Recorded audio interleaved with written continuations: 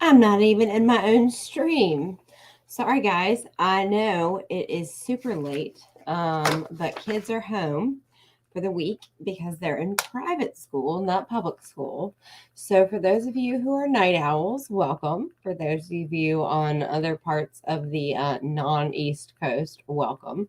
I will reshare this again, but these days I'm not doing enough of this. So I wanted to make sure that um, I'm getting it done, and then the next day I can share.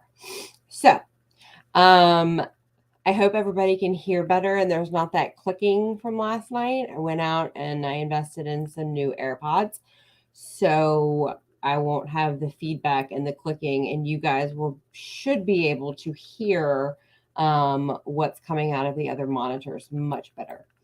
So we're going to jump right in to the UNESCO 2030 goals for sustainable development regarding children, because it's all regarding children. And I'm going to try to pick it off little pieces at a time because it goes back years. So let's just watch this little. And guys, like, I'm good at what I do, and yeah, I do have a lot of microfiche from the Clinton administration and Snowden, and is a good buddy, and I do have a lot of stuff that I can't even get to yet. But this stuff, y'all, it is Agenda 21. You can talk about, I mean, you can look up UNESCO SDGs, you can look up World Economic Forum Future of Jobs. I mean, this stuff, it is out there, and it is very blatant. They kind of were thought we were dumb, and they hid it for a long time, and now it is so blatant that you can go on YouTube and type in UNESCO SDGs, and you've got children's videos that explain how it's all going to work. So yeah, I'm good at what I do, but if you want to learn more than what I can tell you, because I cannot explain it backwards and forwards, I'm already up at midnight trying to do this. So let's just watch this real quick. Diversity, the world can agree on one thing: education is at the heart of a sustainable future for us all. In 2015, voices from all sectors of society and all corners of the globe contributed to one of the greatest collaborations in history: an ambitious plan for people, planet, and prosperity. A plan to wipe out poverty by 2030 and pave the way to an inclusive and sustainable future. A plan to build on human rights with education at its very core. Education is not only a basic right for every woman, man, and child. It forms the foundation for every kind of human right, making it key to the success of all 17 Sustainable Development Goals of Agenda 2030, and to the future of every individual on the planet. With hundreds of millions of children and youth around the world still missing out, and millions more leaving school without the skills they need, the Global Education 2030 Agenda is focused on a vital goal of ensuring inclusive and equitable quality education and promoting lifelong learning opportunities for all. The sheer scale of this commitment calls for the highest levels of coordination, partnership, and collaboration across the globe. Guided by the Education 2030 Framework for Action, which sets out a clear game plan for countries and key partners, the SDG Education 2030 Steering Committee plays a critical role as a central driving force to keep everyone moving in the right direction. Convened by UNESCO, the Steering Committee is a democratic, multi-stakeholder partnership made up of mostly member states representing all regions, as well as the United Nations agencies, international and regional organizations, representatives of civil society, the private sector, foundations, and youth. Drawing on the strength of this diverse partnership, the Steering Committee works to provide strategic guidance to member states and the education community at large, and advise on critical action to bring about change, all the while advocating for the resources needed to support transformation. The steering committee also takes the reins for accountability, monitoring progress towards Education 2030 targets through UNESCO's Institute for Statistics and the Global Education Monitoring Report. Within the greater UN SDG picture, Write the those steering down. committee engages at regional, national, and global levels to ensure that everyone working towards education targets is pulling in the same direction with two-way communication on all fronts to keep strategies aligned and efforts in sync. The steering committee also partners with global bodies linked to the SDG framework. Through its far-reaching global network and focused sense of agency, the steering committee is a force for scaling up innovation, resources, and action, expanding the power of partnership and collaboration across all sectors of society and the global development community. Achieving our goal for a world of quality education and lifelong learning for every person on the planet is a shared responsibility for us all. Let's stand together in our commitment to giving every woman, man, and girl and boy their right to a critical foundation and the opportunity to play their part in building our sustainable future. Follow our work at www.sdgforeducation2030.org. I'll pause that there so anybody that wants to can write that down. But it all sounds fine and dandy if you were speaking about these things to your local school board, your local division, your state, maybe even your own country. But we are talking about a global education for the SDGs. And if you don't know about things like the SDGs, it's going to come down to things like literally New World Order we talked about last night, one world government, where you have one government control, which is why when we hear energy talked about so much, and every time that Glenn Youngkin talks about energy, my blood pressure goes up, is because part of these SDG goals for the global collective would require who controlling. So all of this talk about smart meters that Dominion is putting in, they're literally controlling your power, your heat. There are thermostats that are controlled by people outside of your house. So the SDGs for children, what they're telling you is that we went through this last night with social emotional learning, and why it is essential for SDGs is because to get children to buy into this global collective, that they're independent, their self is no longer what's important. It is the well-being of the global collective. Which is why they say that you will own nothing, you will have nothing, because it will be given away. What you earn will become part of the redistribution of wealth. There will be no poverty because people who work, and I'm not saying that people in poverty don't work, but I'm saying that the redistribution of wealth, which is socialism, I mean, we've got nationalism, capitalism, socialism, communism, Marxism. I mean, there's literally nothing going on positive in the world right now. And it's very frightening. We can't even get enough people who want to get into the military to pass the military tests, whether it's because that they have been deemed obese, or because they can't pass the ASVAB. My husband was a crayon eater in the Marine Corps, and anybody should be able to pass the ASVAB. But so I wanted to jump back in to last night. Let's see, there's so many, and there's really, I have got so many documents and manuals, it's frightening. But real quick, so I wanted to talk about this human capital.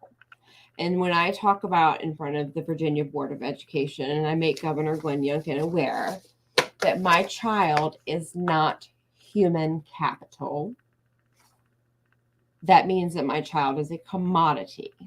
I found this great article, and I don't even let's look.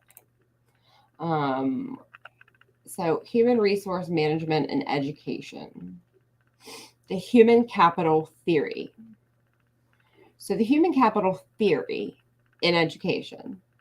Economists call the resources available to individuals and groups capital. Resources. Hey, Petty, how are you? Yeah, last night we went through Blue Dot and the UNESCO Mahatma Gandhi social emotional learning and for SDGs and why they need to intervene as early as possible so that children don't have dissonance when they are taught that their value is no longer an individual, it is for the collective. And you can also, I blew up the Virginia Department of, or Board of Education last week. And you can pull that up on the YouTube channel too, letting people know this kind of stuff. But so the human capital theory, and this involves the same thing when you hear, say, Amy Gadara, or SecEd co-founder or actual founder of the Data Quality Campaign. When you hear her refer to the North Star in education in Virginia, which is evidently we did not vet Governor Glenn Youngkin well enough when he said parents matter, parents matter, parents matter. We did not vet what education excellence meant because to Glenn Youngkin and Amy Gadara, education excellence means the recruitment and the retention. And there's another, I blasted them 2 months ago with Amy Gadara in the mic herself repeating these words. That the goal, the North Star of education is one, so that all children can graduate with it, then they can earn a family supporting wage, which if you're layman, if you're that, why wouldn't you want? Of course, we all want children to graduate from high school or from high school and be able to earn a family supporting wage. But for that to be your North Star, which is like what you strive for, that is not education excellence. For children to simply be able to earn a family supporting wage. What is that? Because to send my children to private school now, and for me to be able to do this, and my husband sacrifices 90 hours a week working overtime, family supporting wage, you can get by on very little for a family supporting wage. And then she goes on, and number 2 is in their 3 things that are their North Star for the next 4 years, and their definition of education excellence is the recruitment and retainment of businesses. That's their education goal, is to recruit and retain businesses. And then it is to create a labor pool for the businesses they break in. So when we talk, so I stood up there and I told them, I'm sorry, my child is not human capital for the Virginia labor pool. I want my child to believe that she can do anything. She can, both of my children are brilliant. And I do. And if you're sending them to public school and you do not know what workforce education or college and career readiness, or the people that still want to argue with me that why are you so against adding vocational? I'm not against adding it. I'm against replacing, because they're replacing education. They are actually deterring children from going. They're telling college is pointless, and you'll just waste your money. And they are actually deterring children from higher education. And that is not the definition of education excellence. So that's when we talk about globalism, who globalists are. And we elected one. So back to human capital. Where is my little zoom in button? Okay, let's see. Okay, so here he says that, so economists call resources available to individuals capital. Physical capital is produced when raw materials are converted to saleable goods. Physical, you go raw materials, and you go when you purchase something. That's capital. Human capital is produced when people acquire desired skills or knowledge. Acquire desired skills. Okay. Everything in education these days is skills or competencies. Okay. So, and who's determining the skills? Let me see if I can pull this up real quick. So I'm going to do this on the fly because I want you guys to see this. Hang on a second. So I found on the VDOE site,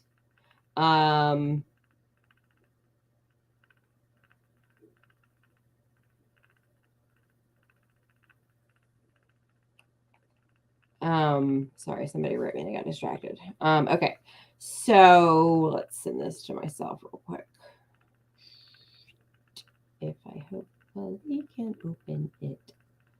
Oh, I don't know if that'll work. So these in 2019 are, so anytime you see 21st century skills, okay, alarms go off, okay.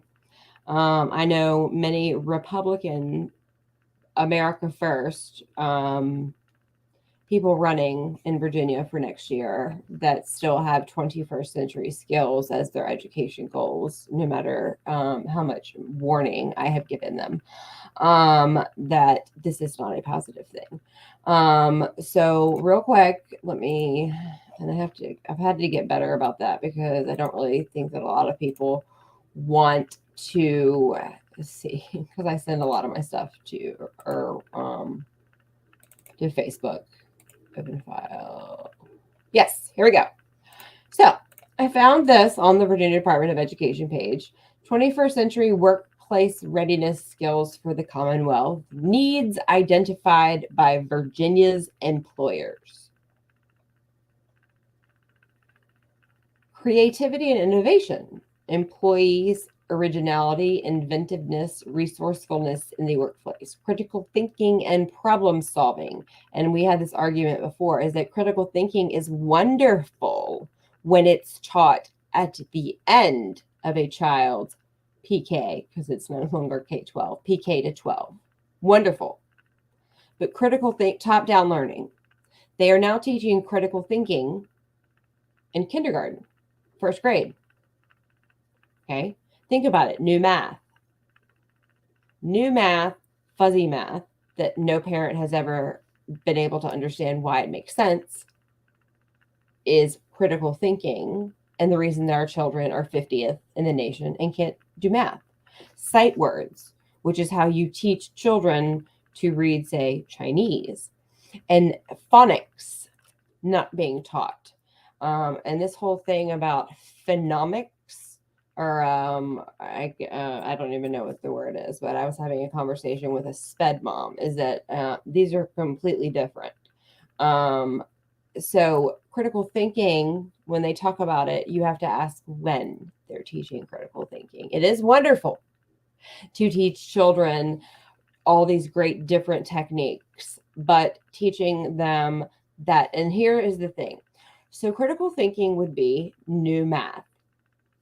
So workforce people don't think that arithmetic is important. They need people to be able to problem solve, critical thinking. So they're teaching children. This is why you'll get problems like 9 plus, let's say 7 would, in our brains, in my head, I'm a visual learner. You would think that you would add the 1 and then add the 6 and you would get 16. So what they're telling children to do is take the 9 and you round it up to 10. And then you take the 7 because it's greater than the 5 and you round it up to 10 also. So then you're going to have 20. But you have to then remember to subtract the 1 that you took from, added up from the 9, and you have to subtract the 3 that you took from the 17, and that's how you get 16. If you've ever had to sit down and try to do new math with your child. Who in the world is ever going to love math? Who in the world is ever going to learn to love reading if they have never learned to sound words out? If you haven't read the Literacy Act from last year's session in Virginia, you should. Because the science of reading is the study of scientific research and outcome-based education. It has absolutely nothing to do with the science of reading. So this is conflict resolution, interpersonal skills, listening and speaking, respect for diversity, customer service orientation, teamwork, collaborative work. If I ever hear the word collaborative again, I will flip out. Collaborative. Big picture thinking, one's role in fulfilling the mission of the workplace, and considers social, economic, and environmental impacts of one's actions. Okay, so, career and life management, information technology, mathematics, applies mathematical skills. Skills, okay? This is not arithmetic. Professionalism. They want children who are going to toe the line and not be the me's of the world and rock the boat. So this was, again, 21st century workplace readiness skills for the Commonwealth. And then people, there's another disgusting document I will pull up here as soon as I can find it. Let's look up, let's see. I have got so much stuff in here. If anything ever happens to me, make sure that somebody gets all my, because I print everything. So it gets all my research and all my computers. Ooh, okay. So that needs to be over here. All right. So that led me to this. Virginia Learns. This is a nonprofit, philanthrocapitalist. You can see here, we envision a day when Virginia public schools receive an education that prepares them for world and workforce, including learning experiences and environments that enable them to thrive in childhood and become positive contributors in their communities.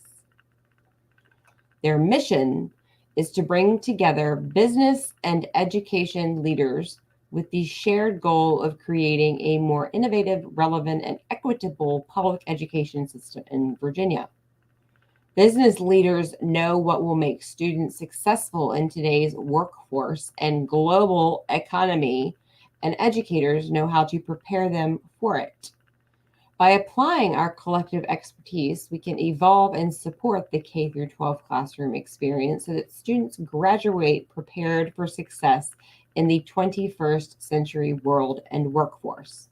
I'm not going to dig up the UNESCO SDG video, but it literally says that 60% of the jobs that these children will need for the impending, the Great Reset, if you have not read it, the jobs don't exist that these children will need for the impending fourth industrial revolution. So why are we it's called a planned economy. You create the economy, you create the need, then you create the solution, and the rich stay richer, and the elitists run the world, and we are all serfs, and none of us mean anything to anybody. So this is called, again, Virginia Learns. And so it goes through, and it kind of breaks down how we got to this place, which is pretty stupid of them. But and this is a document that I will be sure to share, but it's not hard to find. At Virginia Learns, we inform decision makers. Okay. We influence policy and funding decisions. We initiate partnerships and across and between education, business, and community, because if you are not aware, the business sector is the greatest influencer of education across the nation. Invest in change maker people, places, and programs. So these are the people funding the change makers, and the change makers are the critical change agents, which would be people like the NEA, the VEA. They are all critical change agents, and that's not a positive thing. So they influence policy and funding decisions. They have values, relentlessly focus on students and their futures, commit to what works. What does work? Because what we've seen here in Virginia for the last 20 plus years doesn't work. Expect and practice integrity. Demand resource equity. It is a nonprofit and statewide education operating foundation. Nonprofit and state, I mean, these are words that just should not go together. We started because of the need for a post-partisan voice in education and a platform for amplifying, aligning. Aligning is the key here, because if you thought Virginia did not have Common Core, you are incorrect. Aligning and advancing the needs and interests of students, the educator workforce, and the business community. When you have education and business community, every other word together, it is a huge problem. So then it goes on to the 2021-26 priorities. And this is not what I was going to cover today, but we're here.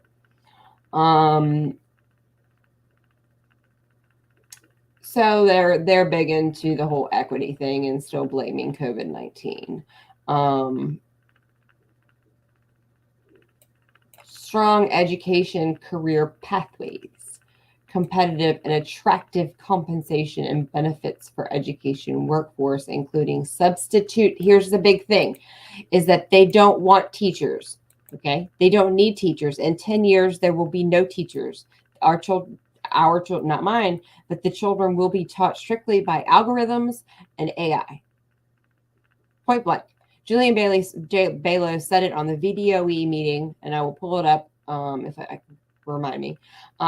She said in a special education comment, she said, we are using the SPED platform of individual education plans, IEPs, for every student. Anybody with half a brain will say that's not possible with human teachers. No, it's not, because there will not be human teachers. So they want substitute teachers, which is why the COVID money could not give raises to current teachers. It was for recruitment, not retainment. Paraprofessionals. Okay, that's a very alarming term. Okay, counselors. Okay, they're scary people right now. If you haven't been to the American School Counselor Association, who happened to have Gavin Grimm as their keynote speaker this past summer at their conference, if that doesn't tell you anything. Bus drivers, BS. We had about 35 bus drivers quit last month in Chesterfield County. And they blame it on nobody wants to be a bus driver. Well, if you paid them enough, people would come and be bused. And cafeteria workers, they actually, I will agree, they don't get paid that bad. Affordable, alternative, and high quality teacher training programs and post-secondary credentialing opportunities for other school staff, such as counselors. But anyway, it goes through, and then you're like, well, who are these people? Well, here they are. So this is the founding governing board for the people that are driving education policy. So you've got Atlantic Union Bank, you've got Dominion Energy, you've got the Killjoy Group, you've got Clean Care. I haven't looked up really who these are. Allianz, Estes Express. You've got an attorney for B.L. Johnson, Potter, Murdoch. Oh, you've got Genworth, Anthem. I don't really know Fire Relay Solutions. Bassett Furniture, Thompson Hospitality, which is a big restaurant, NRV, and Capital One. So these are the people determining what they need for their buildings. They're the people determining what our children learn. Just to be clear on that. So just randomly wanted to how I got then into that subject. But so wanted to get back into, let's get back into the human capital theory. Okay, just to be clear on human capital. So human capital is produced when people acquire desired skills determined by who? That's how we got into it. Desired skills and or knowledge. Human capital theory assumes that individuals are motivated to increase their human capital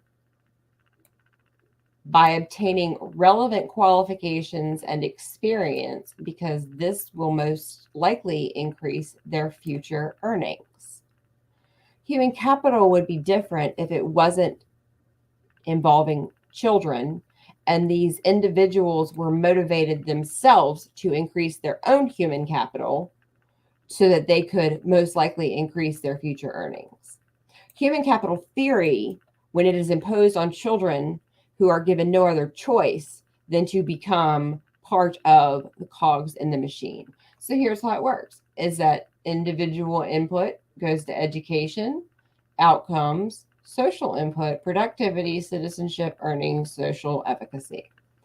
Human capital theory, therefore, contends that the primary purpose of education must be to enhance productivity and support economic growth.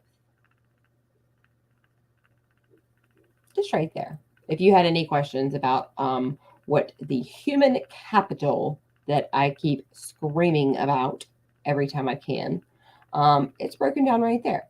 So the human capital theory therefore contends that the primary purpose of education must be to enhance productivity and support economic growth. It's right there. Bada bing. So you know what? While I'm am I still here? Still hear me? I feel like I'm not on anymore. Hey. I hope I'm still on. Hold on. Let me test my audio. Okay, I'm still on. Sorry. I'm having like so real quick, I'm going to go to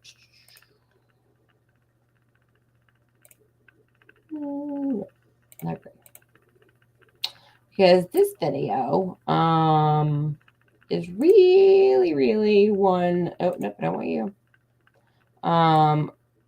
Really one that I have played at the VDOE. I think I've played it 50 times on here before, but I really think it's important that people understand what our governor and our God, people are so stupid.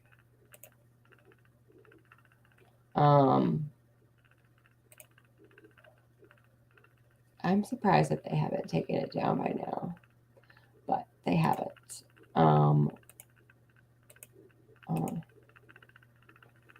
Oops.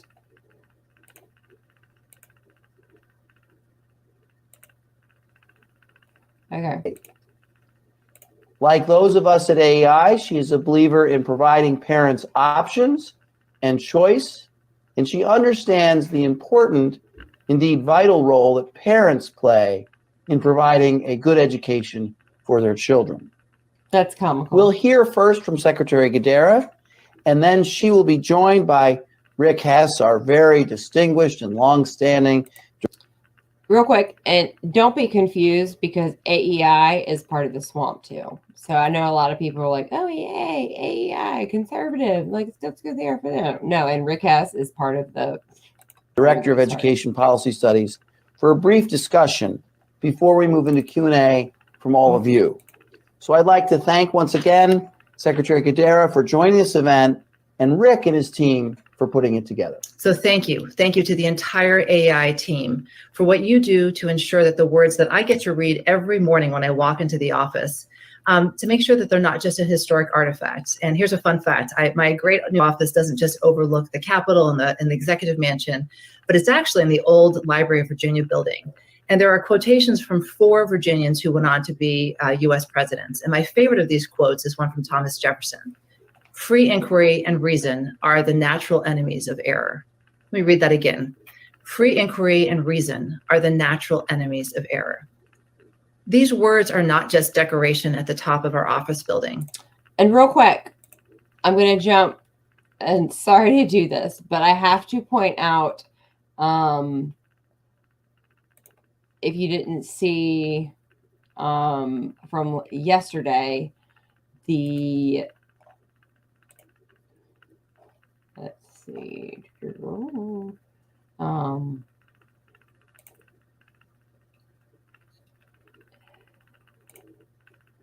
where is it?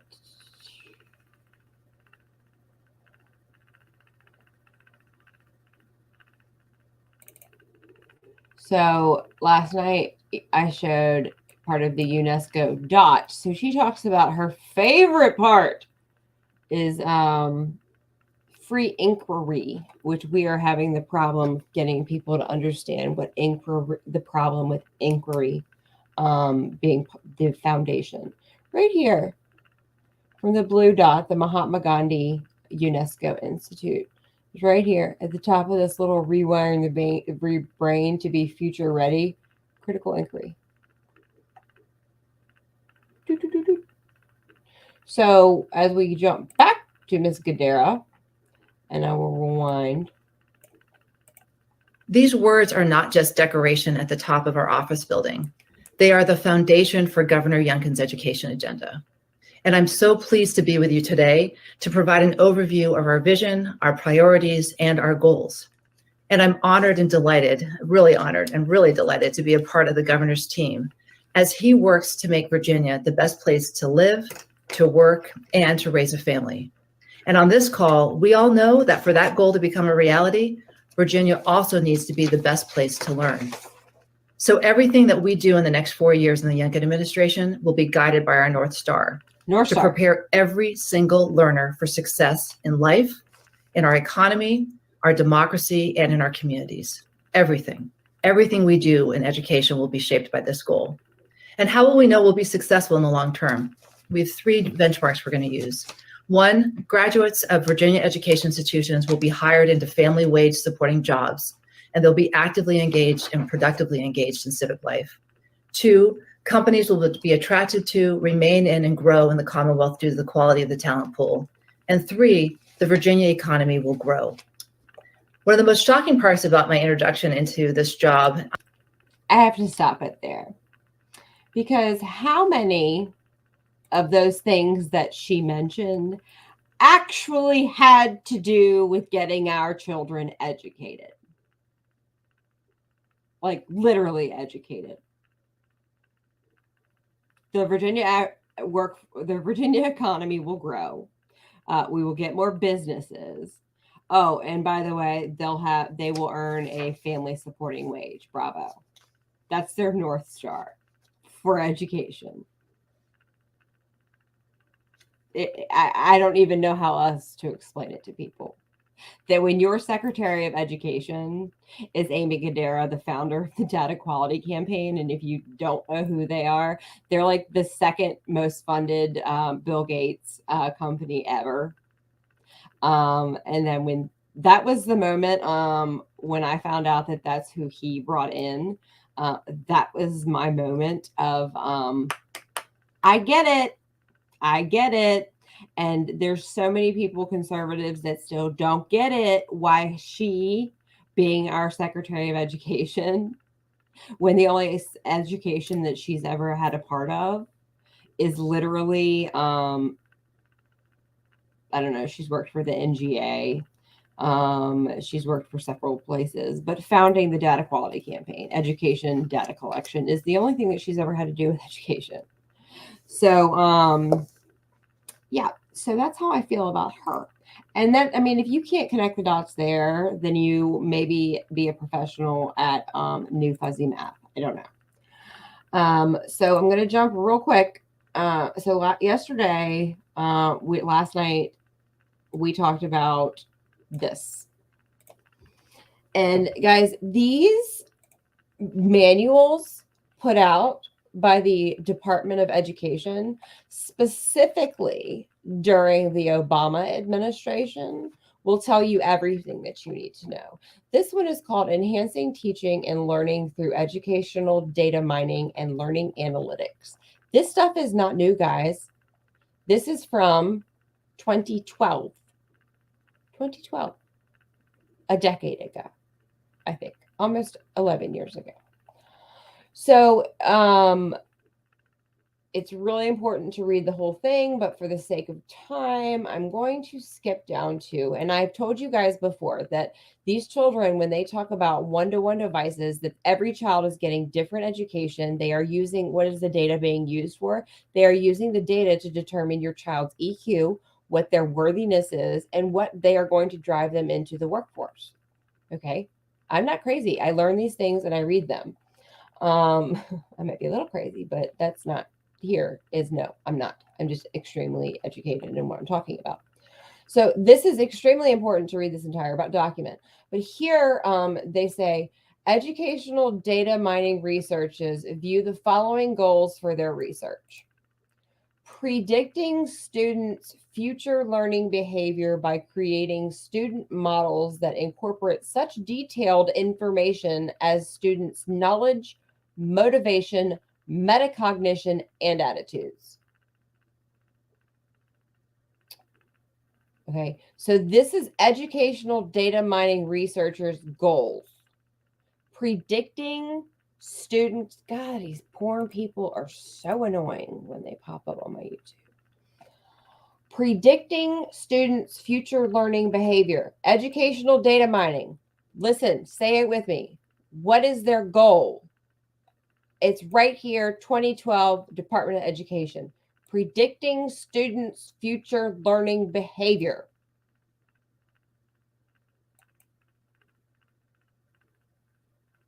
Okay? I cannot be any more clear than that. Discovering and improving domain models that characterize the content to be learned and optimal instructional sequences. It goes on. I mean, prediction entails developing a model that can infer a single aspect of data from some combination of other aspects of data. So that means they're going to pick one piece of data out of a whole lot of data that's going to then become, that's when they talk about a meta-analysis. They take one piece of an enormous puzzle and they make it applicable so it sounds like it makes sense and it sounds like it's working. Predictive models have been used for understanding what behaviors in an online learning environment, participation in discussion forums, taking practice tests will be like, will predict which students may fail a class. Prediction shows promise in developing domain modules. Promise. It shows promise. And I went through this yesterday, is that I don't want anything in my education, and that includes, they talked about social emotional, showing promise. You don't invest 100% of what children are being taught on something that is promising. What's not promising, that what is founded with facts and thousands and hundreds of years, is academics. Okay. So that's one of the main things, because I tell y'all that these are literally, they'll tell you exactly. Relationship mining involves discovering relationships between variables in a data set and coding them as rules for later use. For example, relationship mining can identify the relationship among products purchased in online shopping. So they are literally referring to keeping data sets on our children as you would say, anybody ever done online shopping? And then you go to a completely different site, and the algorithms and the AI have stalked you and followed you there. And that's how disinformation starts, is through algorithms and AI and bias bubbles. And you start getting fed everything that you like. Okay, same thing right here. They're literally telling you that data sets will be used just like online shopping. Distillation for human judgment is a technique that involves depicting data in a way that enables a human to quickly identify or classify features of the data.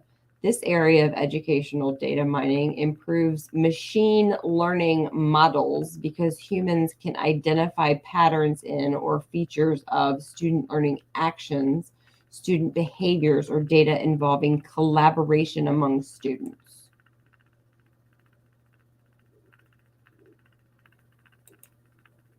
Machine learning models. Pay attention. So this is one of those manuals, and again, it goes. I mean, all these things. VA community? Nope. I mean, but this is from the Virginia Department, or from the department, the Fed Ed, in 2012, 10 years ago. So here it'll talk about the student gets the content, and then the student learning data, then goes into the predictive model, and then goes into an adaptation engine, or the student information system goes into the predictive model, and then it goes into the dashboard, and then it goes to the faculty and teachers, the administrators, and it goes back up to the intervention engine. And it's the data flow is shown through a box, and it's a constant system that just goes round and round and round. And then boom, what are these dashboards that I keep talking about? Okay, your child has a dashboard. Your child has a dashboard at school that has so much data points, so much information. This was in 2012. They're talking Khan Academy. Saul Khan is part of the global that you wouldn't imagine. Stay as far as you can away from Khan Academy. My daughter's private schools wanted to send them on Khan Academy. And nope, here is a COPA. Nope. Fill out my opt-out form. Nope. Khan Academy, hell no. No. So the data dashboards, okay, this is where these behavior assessments are going. Okay, this one's called assessments. I've heard of that one before. But oh, look, Dreambox. Who doesn't have Dreambox? Everybody has Dreambox. So we talk about your child has a data dashboard with data on you, the questions that they're asking about you. That you don't know about, unless you are nose deep learning in your child's Canvas, Schoolology, whatever it is, every single night. And this includes the youth survey, the climate survey, all these surveys that are going out that are asking these questions that seem benign. Like last year, twice, my daughter in 6th grade got the life skills questionnaire. One of the questions seems benign. How many days of school did you miss last year? Do you have supportive parental figures at home? How many times a day do you eat? What do you eat? They are collecting data like this for a reason, to take your children from you.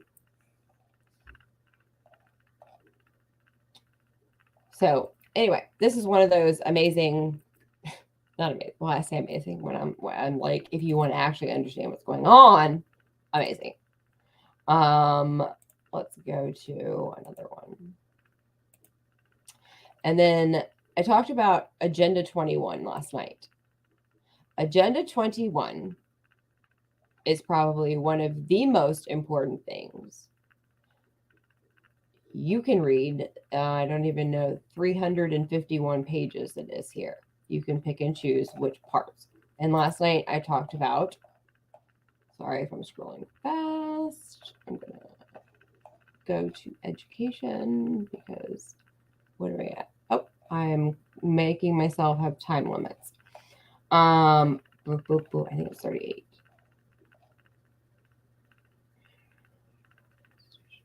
Maybe it's 36. Wait, was that right? Help me.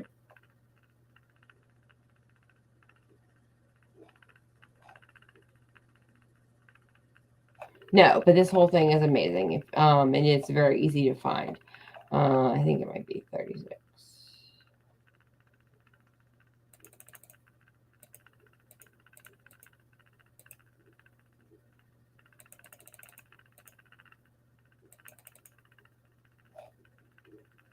Here it is. So Agenda 21, Chapter 36, promoting education. Now, if you don't know what Agenda 21 is, it is one of the scariest documents for the global New World Order that you will ever read. So, God, I can't even read it again. This is how far it goes back, is that the declaration and recommendations of the Tbilisi Intergovernmental Conference on Environmental Education, one organized by UNESCO and UNEP, held in 1977, have provided the fundamental principles for the proposals in this document. Now, keep in mind that the UN and the UNESCO tried to get into the United States in the 60s and the 70s. And then in the 80s, guess who? Big Bush. Then you had Clinton, and then you had Little Bush, and then Obama. Boom, seal the deal. And don't get my attire confused, because Trump and Betsy DeVos, neither of them are completely innocent or non-complicit in any of this. But real quick, I'm going to re-educate. Okay. Right here. Education is critical. This was in I forget, when did this come out? A long time ago. This was not new. Education is critical for promoting sustainable development and improving the capacity of the people to address environmental and developmental issues. While basic education provides the underpinning for any environmental and developmental education, the latter needs to be incorporated in an essential part of learning.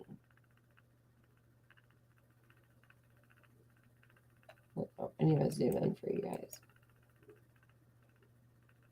It is also critical for achieving environmental and ethical awareness, values and attitudes, skills and behavioral consistent with sustainable development for effective public participation and decision making.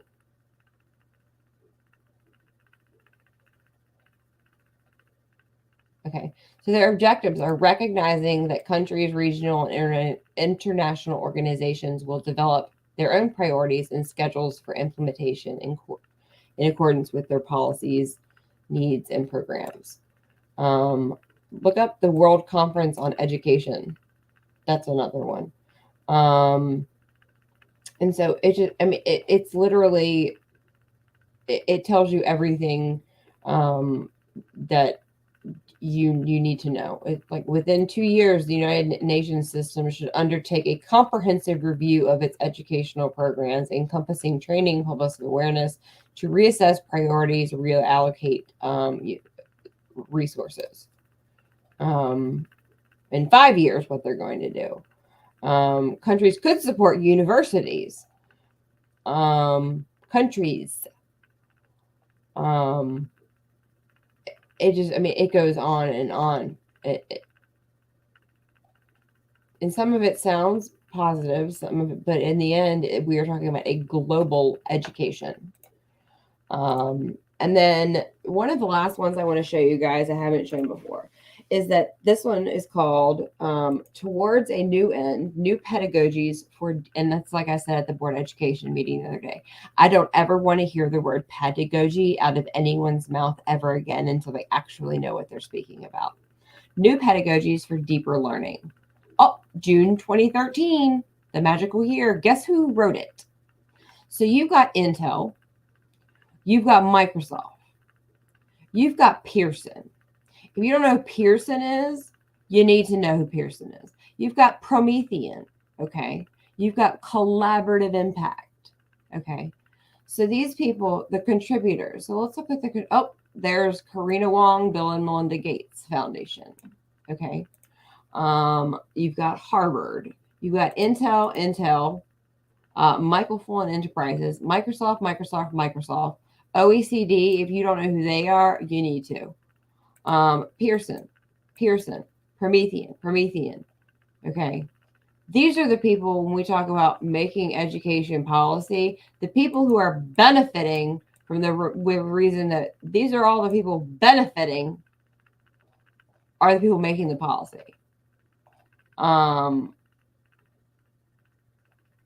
And so this, tomorrow we'll go through this. So when you hear the word deeper learning, that's another one. 21st century skills, deeper learning, global deep learning, new pedagogies. If I hear that word one more time without people understanding what in the hell they're talking about, I'm going to flip my lid.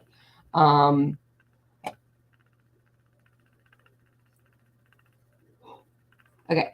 Seeks to renew our goals for education and learning to include skills.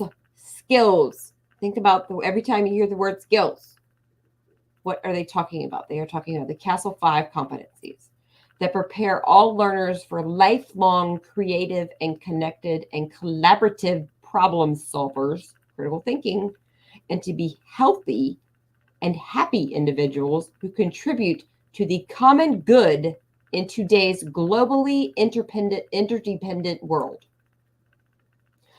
Excuse me. So this would be, and then they go into what's needed for deeper learning. Okay, character education. Character education would be like the Republican, the conservative side of moral training, and then social emotional learning got hijacked by the left, and then somewhere they intervened in the middle, and then nobody gave a crap anymore. For deeper learning, you need character education. So again, that's teaching morals, values, and beliefs, not in your house, in school, not by you, the parent. Citizenship. I'm so tired of hearing global citizenship.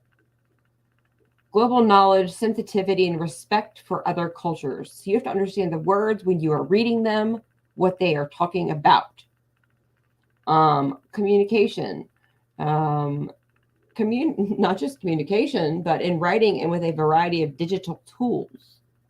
Critical thinking and problem solving. Think critically to design and manage projects, solve problems, make effective decisions using a variety of digital tools and resources. Collaboration, another word I don't know. Work in teams. Anybody ever heard of project-based learning? 3rd grade, my daughter had project-based learning the entire year. Not one single thing that she did was outside of project-based learning. Collectivism, working as a group, removing the identity. You are no longer an individual. Work in teams, learn from and contribute to the learning of others. social networking skills, empathy, and working with diverse others. These are all social emotional learning terms back in 2013. Creativity and imagination, not what we think about when my daughter is so super creative because she's an artist. Economic and social entrepreneurialism is creativity to these people. Considering and pursuing novel ideas and leadership for action. Leadership or action. What is that to you? Social change, social justice. So this is a really great paper to go on and read. And it talks about policy system, technology.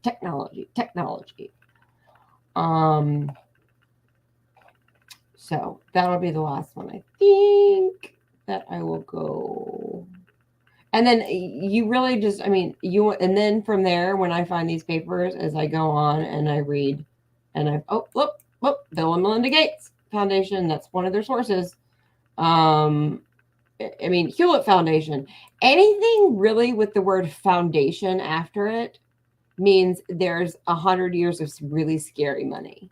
I mean, you're going to see, I mean, I've got stuff with Carnegie's, with the Rockefellers, you've got the Hewletts, you've got, I can't even think, the Wallaces, the, who else is it? If you ever heard Emerson Collective, that's Steve Jobs' widow. I mean, anybody who has made an assload of money in Silicon Valley is running the world. Point blank. Chan Zuckerberg, I mean, it's really, it's not that hard to figure out. Fullen is one that you will see over and over and over and over and over. And so, I mean, when you see these people, you have to start asking, is that how valid is it when you continue to see these same people over and over and over as their sites of that's their evidence. And then let me see. One more, I promise. This is one of the scariest, and I know I say it a lot. Look this up. It's called A Common Core for Global Community. What's in store for the education of today's children? Okay. Again, 2013.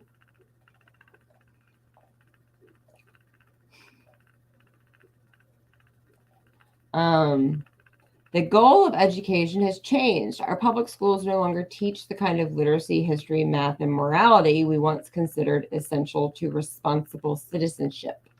The new agenda infiltrating our schools is designed to train a new generation of postmodern progressive students that believe whatever might serve a predetermined common good. Okay. He sums it up right there. If their educators succeed, tomorrow's students will have neither the facts nor the freedom needed for independent thinking. Their common core will be based on a global collective agenda, not on Western democracy or Christian values. Like Nazi youth, they will be taught to react, not to think, when nudged to do the unthinkable. This man has summed it up. And then he quotes UNESCO 1947. The task before UNESCO is to help the emergence of a single world culture with its own philosophy and background of the ideas with its own broad purpose. So this is what it looks like. A common core for global community. What's in store for the education of today's children? Bravo to this man. So he says, while preparing this booklet, I came across a headline that illustrates the corrupt values and shameless propaganda behind UNESCO's Common Core indoctrination. Ponder this assignment. Students asked to argue that Jews are evil and prove Nazi loyalty in an assignment linked to Common Core. In other words, traditional values are out. Shocking propaganda is in. Okay. This right here is literally what's going on. is that they are teaching children, say in history, that nobody is evil. There are two sides to every story, and you must understand both sides. Okay? Nobody's right or wrong, no matter how evil they are. And so this man sums it up perfectly right here. But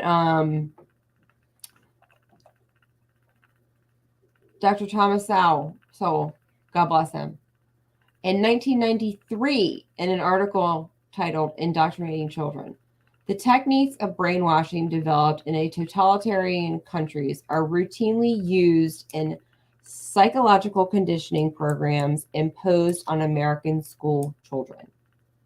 These include emotional shock and desensitization, psychological isolation from sources of support, like their parents, stripping away their defenses, manipulative cross-examination of the individual's underlying moral values, social emotional learning, and inducing acceptance of alternative values, transgender, LGBTQ, whatever you want to call it, by psychological rather than rational means.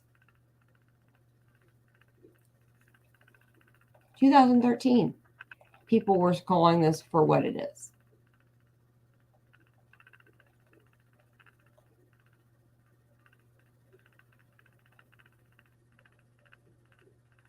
I don't know what else to do besides tell people how absolutely evil what's going on in our school system is.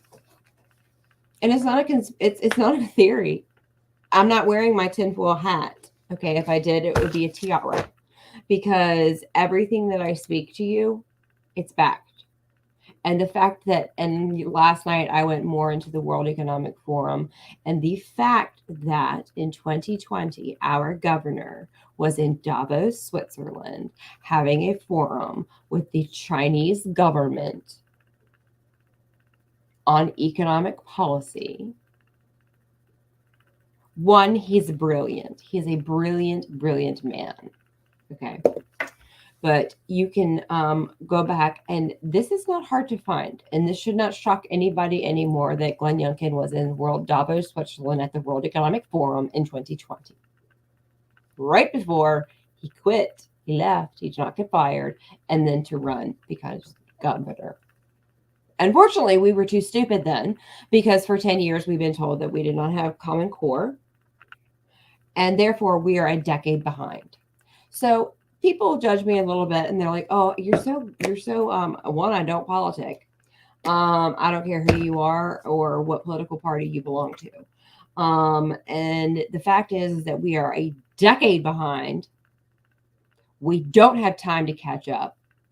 So yes, I'm going to be in your face all the time until you get it, especially in the state of Virginia. How did I find out all this wonderful knowledge? When I started to figure out, because I'm not one of those people that's going to wait until my child is affected by it. I heard about it. I watched an Ed First Alliance with James Lindsay, Lisa Logan, Sloan, and somebody else. And I reached out and I found those people. And I wanted to know. And then I started looking in my state. And then I found it. And then I started reaching out. And then I started finding it.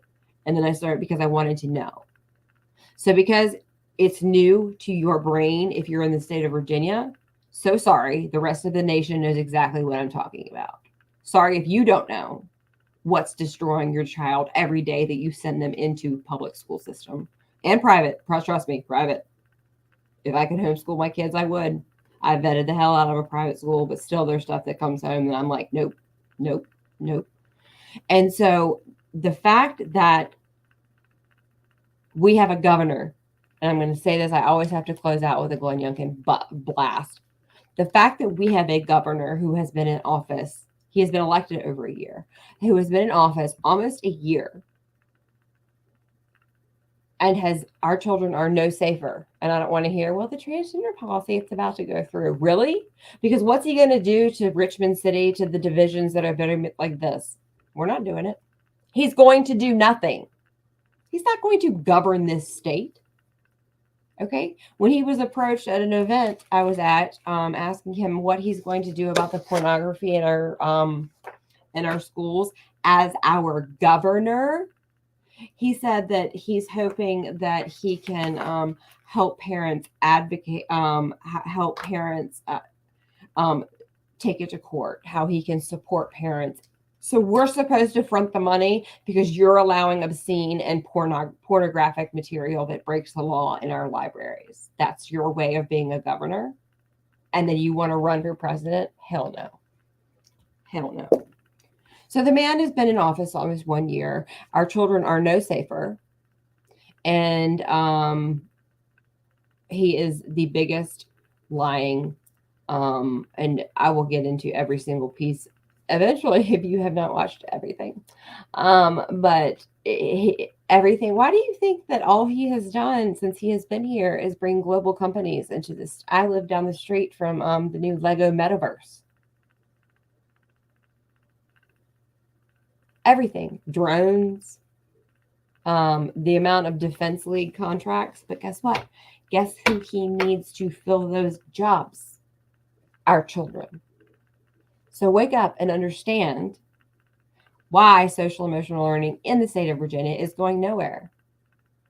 Because Castle made the left happy by including equity and calling it transformative SEL. But he also, you got the right happy because Castle is driving workforce driven education.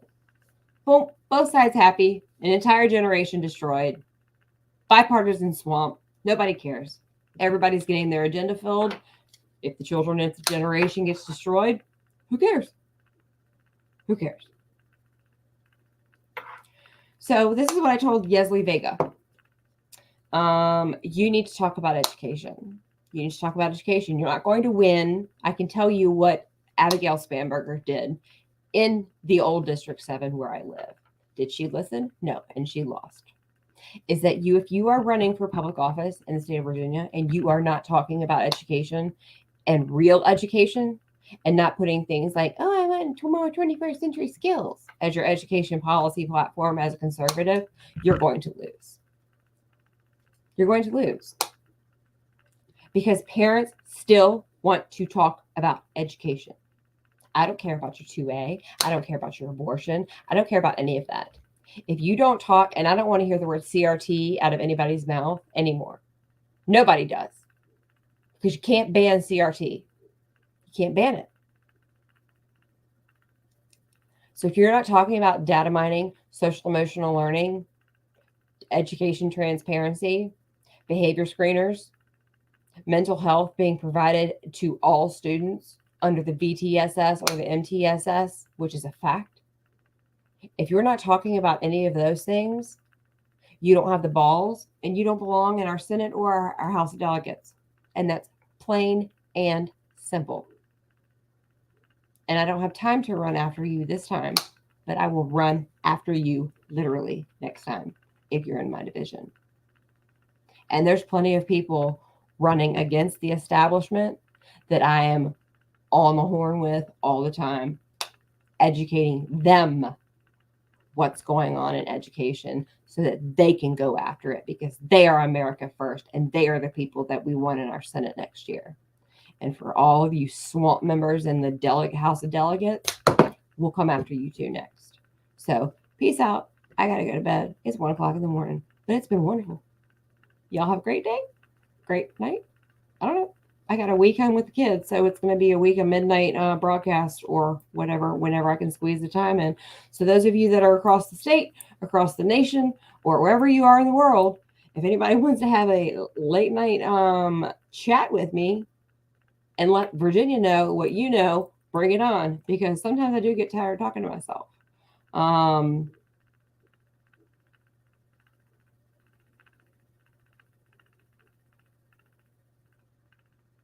Yeah, Common Core. Patty, I'm just gonna show that her Common Core. That when I first saw this, I will tell you that it did scare the living crap out of me. But is that sometimes what looks horrific on the surface It actually, you have to, I mean, literally, I have to read everything. But yeah, so he goes into a whole date. I mean, he goes into, the Carnegie, John Dewey. This is an epic. I would definitely encourage everybody to look this up. So it is by Barrett Kujos. And I found it online somewhere, and I didn't pay anything for it, but a common core for a global community. I would definitely look that up for everybody. But so tomorrow we will dig more into, this one. Nope. Where are you? Sorry. This one. So frightening. I mean, this is frightening.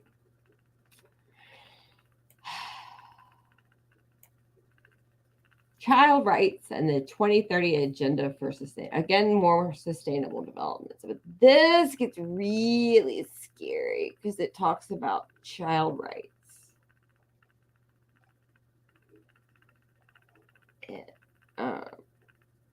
Look up the Convention of the Rights of the Child. States must respect and protect and fulfill the convention rights without discrimination. I mean, this is really scary. So we can look forward to seeing that tomorrow. We're going to go more into the UNESCO Mahatma Gandhi Blue Dot. And I have got so many manuals I don't know what to do with. Particularly, like there's ones like this one. UNESCO. A new social, our future, a new social, reimagining our futures together. Sorry. A new social contract for education. Report from the International Commission on the Futures of Education. Okay. We'll go through that one because we need a new social contract for education to repair injustices while transforming the future. This one's really super scary. But I just want to show you. So messed up. Let's see. And then I'm gonna say bye, literally. I could do this all night, and I'm actually really tired.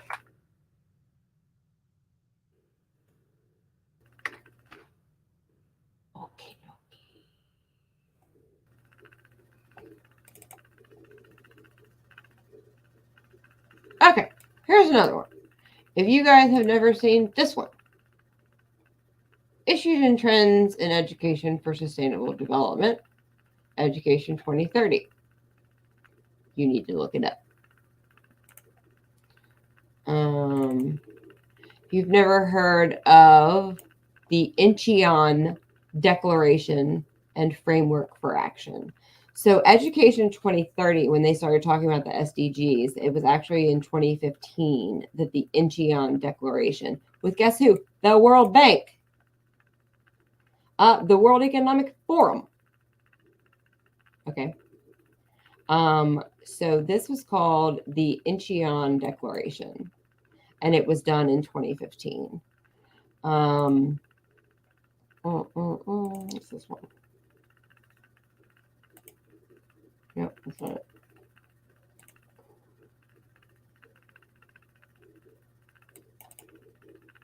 Oh, here it is. So this would be the Incheon Declaration, World Economic Forum 2015, Education 2030 towards inclusive and equitable quality education and lifelong learning for all. This is this is what became whatever I was just at, the Incheon, or the red one, this one. So the Incheon Declaration is what we will go over tomorrow. So I'm out of here. I am going to crash and go to bed. and make education great again. We'll have different sizes of these as fundraisers for Christmas coming up. So this one is kind of glittery, but we do have basic ones. We have short sleeves. So stay tuned because all of our fundraising t-shirts will be up for sale soon. Subscribe, share to us because we are the little big group that's causing a whole lot of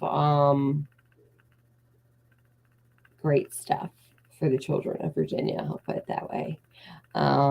We are small but mighty, and we love your support. So thank you for those of you probably on the West Coast or wherever you are, or if you're just a late night person. I'm going to go crash and then wake up in the morning and do this all over again. So if you want the truth on stupid is as stupid does and does and does, and then stupid becomes insanity, because the definition of insanity is what I learned in my 15 years as a recovering addict, is repeating the same thing, expecting different results. So electing the same officials who've done nothing for the last 8-10 years and expecting them to do something different, that's insane. Adding more education reform when the last 30 years of reform hasn't worked. It goes on and it goes on. Is that stupid has now become insane. And until we recognize that, our children are not only getting stupider, is that they will literally become insane because of the mental health problem. So here I go. I'm going to sign off for real this time. But it's been awesome, and y'all take care.